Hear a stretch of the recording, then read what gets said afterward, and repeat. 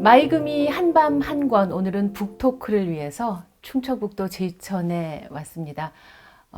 저는 물론이고 저희 세대 그리고 저희 아랫세대, 아니 책을 좋아하는, 그림을 좋아하는 분이라면 이분의 작품을 모를 수 없고 좋아하지 않을 수도 없을 겁니다. 정말 많은 팬들을 세대 불문 갖고 계신 판화가 이철수 선생님을 뵈러 왔습니다. 안녕하세요, 선생님. 안녕하세요. 네. 되게 어색하네요.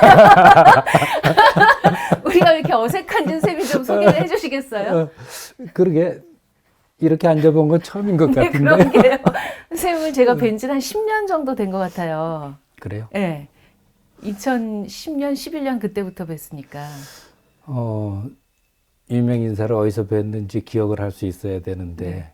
왜 기억을 못하겠죠? 선생님 저만 기억하면 돼요.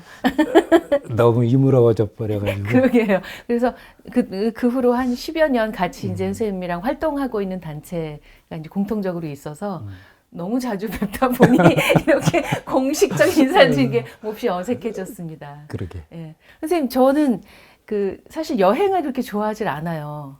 이렇게 매여 있는 일이 많다 보니 여행을 한번 가려면 그게 일이거든요. 그래서 사실 서울에서 제천 내려온 건 여행도 아니지만, 근데 저는 여기 오는 건 너무 좋아요. 왜 그럴까요? 여기 공기가 좋잖아요. 네. 서울에서 사시다가 그냥 자동차 타고 공기 좋은 데까지 옮겨온 것만으로도 행복해질 거예요. 아마 저도 서울 갔다 내려오면 우리 내외가 차문 열고 내려서면서 공기가 다르다 그런 소리 해요. 선생님, 공기 좋은 데는 서울 떠나면 많아요. 또 왜 제가 좋을까요, 여기 오면? 아, 내가 여기 있어서? 네, 어렵게 맞추시네요. 선생님이 계셔서이기도 하고, 뭐랄까, 이렇게 문턱이 낮은 집이라는 생각이 여기 오면 항상 들어요. 문턱이 아예 없는 집? 네, 실제로 시건장치 없이 살고 있어서 아무나 들어올 수 있는 집이긴 한데, 그래도 설마 아무나이기야 하겠어요.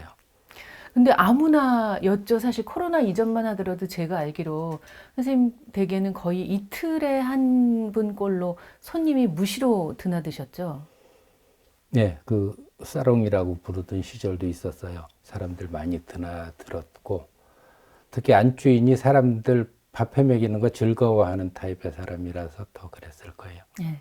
근데 사실 선생님이 아주 오래전에 이곳으로 제천까지 내려오시게 된 데는 고향도 아니었죠, 선생님? 예. 네. 처음에는 서울이 좀 싫었어요.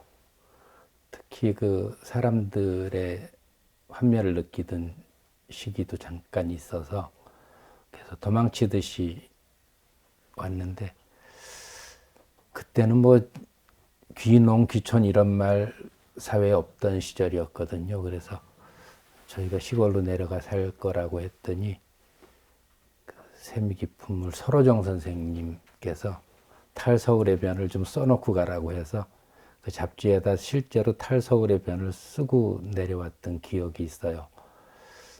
다시 열어보지는 않았어요. 그 아마 악담을 많이 하고 떠났던 것 같아서.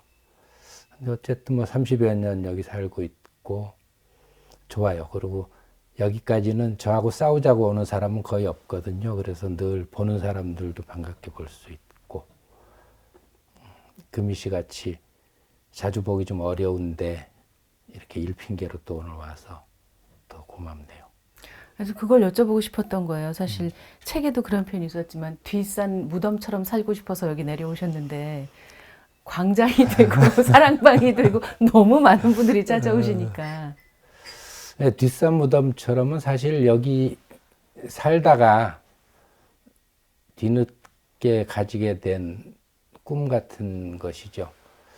여기 살아도 서울을 피해서 여기까지 온다고 왔는데 실제로 그 물리적인 거리가 그 관계를 의미하는 것은 아닌 것 같아요. 그래서 여기 살아도 시끄러운 것은 여전히 시끄럽고 싫은 것은 여전히 싫고, 그러니까 뭐 곱고 밉고 한 것이 여기서도 두루 다 있고 그래서 그러면서 점점 여기서도 사람답게 사는 일이 쉽지는 않구나 하는 생각이 들면서 쓸데없는 기대, 꿈 뭐 이런 것들 좀 놓고 살고 싶다는 생각으로 뒷산 무덤처럼 가끔 찾아오는 사람들이 있으면 좋고 그렇지 않으면 그냥 자연인 듯이 사는 그게 좋아서 그런 표현을 했는데 누가 그렇더라도 무덤처럼은 좀 그렇지 않냐고 하는 사람이 있더라고요. 그래서 그럼 뭐 어떤 방식으로 표현하는 게 좋겠냐고 그랬더니 뭐 당산나무라든지 뭐 그렇게 얘기하는 사람이 네. 있었는데 그건 제가 정말 바라는 것이 아니라서 차라리 그냥 뒷동산처럼 숨이면 몰라도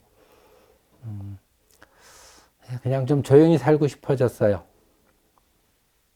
근데 저는 이제 내일이 와준다면 그건 축복이지. 지난해 가을에 정말 축복처럼 저희가 만나게 된 책이었는데 이 책을 2004년, 5년 작품부터 쭉 이렇게 넣으셨잖아요, 소품들을. 예. 그리고 이제 그에 대한 해설을 쓰시고. 근데 2020년, 2021년에 보면 세상은 선생님이 바라던 것과 정반대로 흘렀던 것 같아요. 그죠? 그랬어요. 네. 왜 이렇게 된 거죠? 책을 만든 것은 전혀 생각하지 않았던 일이었어요. 사실은 다른 책을 올해 연말에 내게 될 것 같아서 그 책 이야기 하러 출판사에서 내려왔는데 전 현직 사장께서 같이 오셨다가 우연히 한 15년에서 20년쯤 그 올해 묵은 소품 판화들 정리하고 있는 걸 보게 됐는데 오히려 이런 게 더 독자들이 좋아할 수도 있겠다고 하면서 덜렁 들고 가서 책을 만들겠다고 해서 그래서 만들게 됐어요. 지금 그거 물어본 거 아니었나요? 네, 아니었어요, 선생님. 아니요. 아까 인간답게 사는, 사람답게 사는 삶. 사람답게. 선생님 바라는 게 그런 건데 너무 세상이 정반대로 흐르고 있잖아요. 제가 그 세상을 보면서 느끼는 것이기도 하지만 나 스스로를 돌아보면서 느끼기도 하는 거예요. 하나는 돈으로 이야기할 수 있는 그 물질적 욕심에 관한 것 하나 하고 또 다른 것 하나는 에고예요. 우리 사회가 이래서 돈으로부터 완전하게 자유로워지는 일은 실제로 불가능하잖아요. 뭐 돈 없으면 곧 죽음을 의미하는 사회가 됐으니까. 예전처럼 농경 사회에는 몸뚱이 하나면 뭐 어째도 할 수 있는 것이 있다고 하지만 지금 사회는 그야말로 현금 없이는 숨 쉬는 일도 불가능해졌으니까. 그래서 하나는 그 돈에 관한 이야기일 것 같고 또 하나는 에고인데 결국 그 에고를 이렇게 무성하게 만들어 버린 것도 그렇게 그 경쟁적이 되고 안심할 수 없는 삶을 늘 살아가야 하는 사람들에게 저절로 그 웃자라게 만든 게 그 에고일 것 같아요. 그러니까 나를 의미하는 것이 아니고 나를 지키기 위해서 치는 울타리 같은 것이죠. 그래서 그 에고가 무성해진 것, 그 두 가지 때문 아닐까 싶은데 뭐 어느 하나의 탓이라고 하기는 좀 어려울 것 같고 근데 그 에고라는 게 우리 살아보면 느껴지는 것이지만 줄이기도 어렵고 놔버리는 게 방법인데 그 놓는 일도 그렇게 쉬운 것은 아니잖아요.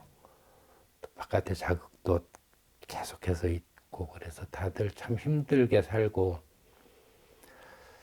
그래서 에고를 날 세우듯이 칼날 세우듯이 바짝 지켜들고 살다 하면 하루를 살아도 지치고 그게 매일이 되면 스스로에게 지쳐 떨어지게 되는 사람들이 너무 많아졌어요.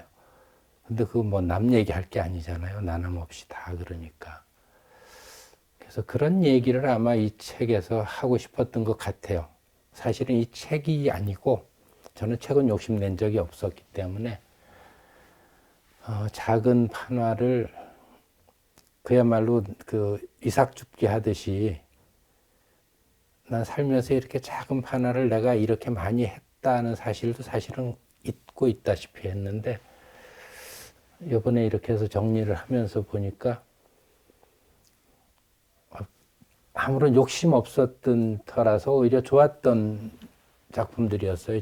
제게도. 그림 그리는 사람은 살면서도 사실은 굉장히 욕심 많이 내게 되거든요. 그러니까 좋은 작품에 관한 욕심인 거죠. 그 얘기는 곧 사람들이 좋은 얘기 해줄 만한 물건을 만들려고 하는 욕심이에요. 그래서 그 욕심으로부터 자유로워지기가 늘 어렵다고 생각해서 어른 되기 참 힘든다 그렇게 늘 생각하고 살았는데 이번 이 소품들을 보면서 뜻밖에도 크게 힘주지 않은 작품들이다 싶어서 그래서 책 내고 저도 조금 좋아할 수 있게 됐던 첫 번째 책인 것 같아요. 아, 정말요? 선생님 작품 꽤 많이 내셨는데도 책으로도. 예, 근데 저는 책도 크게 욕심 내본 적이 없는데 늘 이렇게 떠밀리듯이 책도 내고 해서 책 많이 내지는 않았어요. 그리고 또 잘 팔리는 책은 아니니까 절판되지 않을 만큼 팔리더라고요. 근데 하여튼 이번 책은 저로서는 아무 생각 없이 낸 책이었는데 다시 읽어보면서 남의 책 보는 기분으로 편안하게 읽을 수 있어서 좋았어요. 와, 정말 쉽지 않은 거잖아요. 남의 책 보듯이 내 책을, 남의 것 보듯이 내 것을. 그 마음의 상태가 부럽기도 하고요. 그럴 때도 있는 거네요. 예. 좀 전에 이제 작가로서의 욕심 얘기하셨지만 아까 말씀하신 돈과 에고는 결국 가다 보면 만나는 것 같은데 그게 욕망이라는 생각이 들었어요. 그죠. 욕망으로부터 벗어나기가 너무 힘들잖아요. 근데 선생님 욕심으로부터 조금 자유로워졌다. 여기서 힌트를 얻어 정말 너무 욕망이 저도 욕망이 있죠, 선생님. 다 우리 피디님 욕망 있고 우리 작가님 저렇게 편안한 얼굴로 앉아있지만 욕망 있고 그 옆에 계신 피디님 욕망 있죠. 그죠. 예, 어떻게 이 욕망으로부터 선생님은 조금 욕심으로부터 자유로워지셨다고 하니까 우리는 어떻게 여기서부터 조금 제가 이야기한 대로 우연히 그랬다는 거잖아요. 그 우연을 기대하는 게 제일 좋은 방법일 것 같고 살면서 참 다행이다 싶은 생각이 드는 것은 언젠가 죽을 거라는 거예요. 나남 없이. 순서대로 죽으면 내가 조금 먼저 죽을 것 같은데 욕심을 내고 사는 것도 아마 힘드는 일일 것 같고 또 욕심 없이 사는 것도 마찬가지로 힘드는 일이에요. 이게 다 자연스럽지는 못하니까 가령 법정 스님은 무소유라고 하는 책 한 권 내고 나서 그 무소유라는 말에 아마 사로잡혀서 평생 사셨을 것 같아요. 잘못 던져 놓으신 거지 화두를. 너무 힘든 화두를 던지시고 예. 너무 그래서 제가 그림 그리는 사람으로 살면서 아시듯이 제가 그림에 좋은 얘기를 많이 써놨잖아요. 만나는 사람마다 네가 그림에 써놓은 말처럼 잘 사나 보자 이런 표정들을 짓거든요. 그 말빛을 갚기가 참 어려워요. 그래서 이제는 그런 빚은 좀 덜 지고 살아야 되겠다고 생각하고 있어서 근년에는 이제 그림 메모를 안 해요. 그래서 제가 한 10여 년 전에 했던 메모들 가지고 여태 그림 그리고 있었는데 앞으로 얼마나 더 그런 그림 그리고 살지 모르겠는데 요즘은 그 일상에서 이렇게 그림거리를 이렇게 길어 올린다고 해야 하나? 자꾸 이렇게 집어내던 것을 이제는 거의 포기하고 살아요. 그럼 다시 말해서 지금 하고 계신 작품들이 또 연작이고 아까 잠깐 연작이기 때문이기도 하겠죠. 소품보다 이제 연작에 집중하시느라고. 물이 양이 좀 많아지면 그 물이 가고 싶은 길로 가잖아요. 그런 것처럼 제가 의도하지 않아도 어쨌든 그냥 흘러가는 길이 있는 것 같더라고요. 요즘은 작은 소품들이나 아기자기한 그림 그리는 일은 힘들어 잘 못 하겠고 그냥 긴 호흡으로 하는 책 한 권을 책으로 묶는다거나 하는 그런 일만 하게 되고 자꾸 거기로 마음이 가요. 그래서 이제 독자들에게 친절한 서비스를 못한 지 오래됐다 싶어요. 근데 그 죄송스럽기는 한데 내가 그렇게 살겠다고 약속한 것 같지는 않아서 그냥 흘러가는 대로 한번 가보려고요. 선생님 보통 이제 글 쓰시는 작가들의 경우를 예로 들면 비교적 이제 혈기왕성했던 40대, 50대에는 좀 호흡이 긴 작품들을 쓰시다가 이제 60대 접어들고 이렇게 되면서 일단 체력적으로도 너무 힘들고 그러니까 오히려 소풍으로 이렇게 바뀌시던데 선생님 지금 반대로 가시거든요. 그건 뭐 난 설명을 할 방법이 없어요. 그냥 흘러가는 대로 가고 있는 것이어서